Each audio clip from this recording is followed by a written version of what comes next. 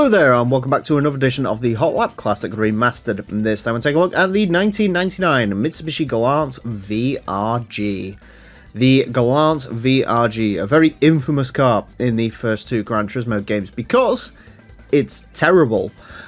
You buy this car and you basically soft lock yourself partly. The Galant VR-G Touring, for example, in the base game it makes about 130 horsepower. And when you fully upgrade it, it only makes 188 from a Galant. So you might be buying this thinking it's quite a cost-effective way into sort of VR4 performance in a humdrum saloon, and that this will compete with stuff like Accords and Primeras, and it's not even close. It's not even close to the performance of that.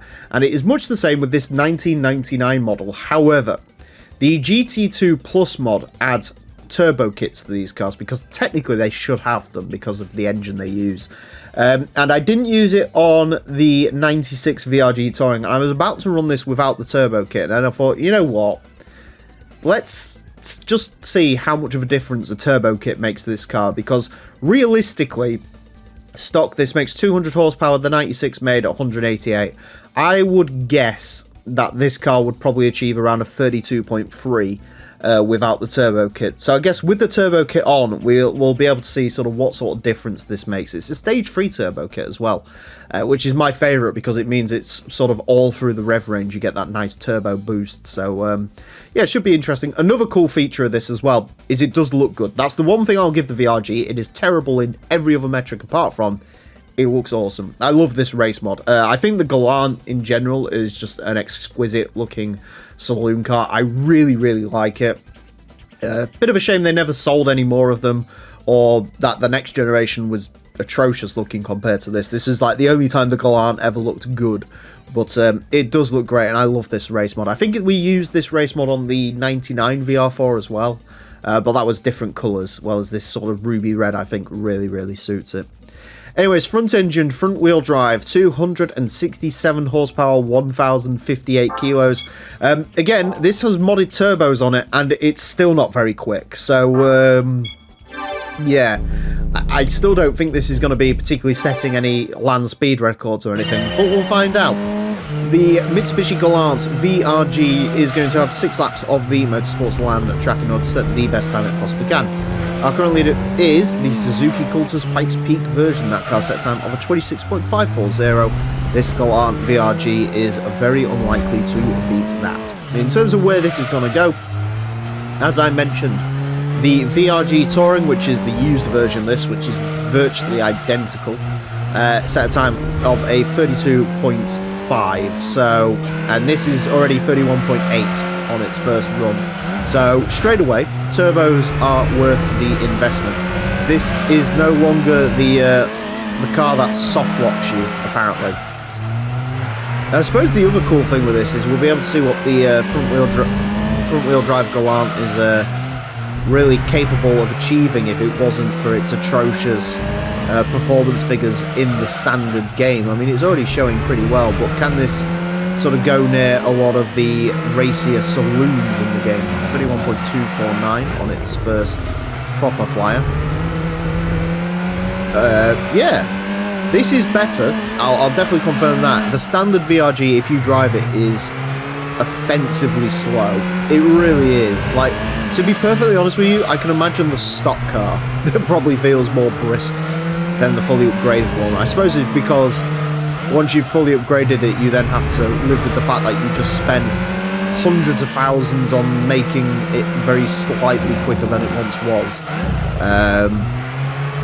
You know, I mean, 32.5 is a very not quick time for this course. I think the Sylvia D Rights isn't that far off that, and that's just a standard car. Like, I think that's a standard car with racing super softs. Like, it hasn't got any of the other stuff on it, nor the suspension or the clutch or anything like that. And it's still just about as quick as a standard VR-G is. 31.188 though. That'll put it right around, I think, sort of the what we used to call was like the standard for front-wheel drive saloons. That seems to have, in recent sort of years, been brought up a little bit. Most sort of standard humdrum saloons now are more around 30.9, sort of anything under 31 seconds is a generally okay car in this game. And so this is pushing towards okay, is basically the way I've described it. Definitely a downgrade to some of the sort of illustrious mid-engine machinery we've been driving recently, but, you know, I feel like that sent the pulses racing. We've got to have, you know, at the end of the day, we're going to cover everything, so you're going to have good weeks, and you're going to have Mitsubishi Galant VR-G weeks. Anyways, coming up to the final corner, I think we might be able to get this into the under 30s, you know. 30.838, that is actually half decent. There you go, Polyphony. If you just coded this car correctly in the first place, you can make a half decent car. There's not a lot of turbocharged front-wheel drive saloons, really, which I think does help this, especially because it's a stage 3 turbo as well. That means that this is a little bit more desirable than it would normally be. A little bit. I mean, you should still absolutely just buy a Galant VR4, because Galant VR4s are in the under 30 club, and this isn't. But it is, I mean, that is almost 2 seconds quicker than it once was, which is incredible. So definitely go with the turbo kits if you have the option of them, apparently, because it makes this a hell of a lot quicker.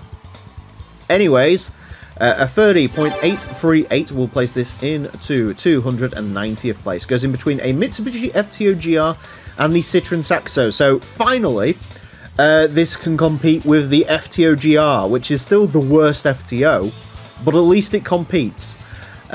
Slower than the, quicker than the Dodge Copperhead concept car, Nissan Primera wagon, Citroen Zara, quicker than the Accord SIRT 98, and a naturally aspirated Civic Type R.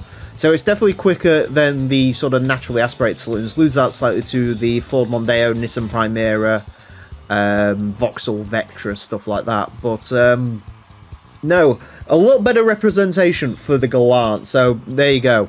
Install turbos on your Galant VR-G, and if you accidentally buy the Galant VR-G, you should download the GT2 Plus mod and rectify your mistake using that.